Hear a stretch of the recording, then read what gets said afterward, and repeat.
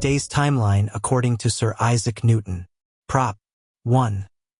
The 2,300 prophetic days did not commence before the rise of the little horn of the he-goat. 2.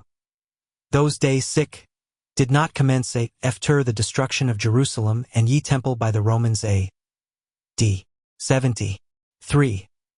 The times and half a time did not commence before the year 800 in WCH the Pope's supremacy commenced. 4. They did not commence after the reign of Gregory VII. 1084. 5. The 1,290 days did not commence before the year 842. 6. They did not commence after the reign of Pope Greg. 7th.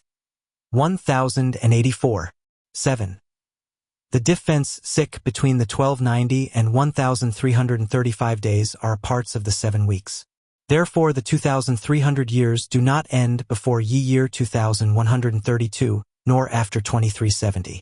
The times and half time do not end before 2060 nor after 2,344.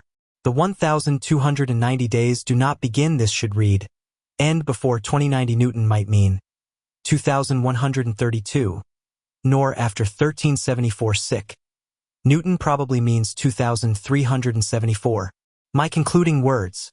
According to Newton, an end of this world doesn't start before 2090, and end by 2374. Based on extensive studies of biblical texts, he estimated that the world would reset in 2060, when the kingdom of GD would prevail on the earth, Freistetter writes. Meanwhile, Newton castigated other doomsday prophesiers for foretelling a more imminent apocalypse. Newton spent a great deal of time with the study of religious texts and tried to build a chronology of past events to get all those stories sorted and into order, Freistetter says. He was convinced that future events were already ordained by GD. From the Bible, Newton extracted some prophetic time periods. For him, 2060 would be a new beginning, maybe accompanied by war and catastrophes, but ultimately the start of a new divine era.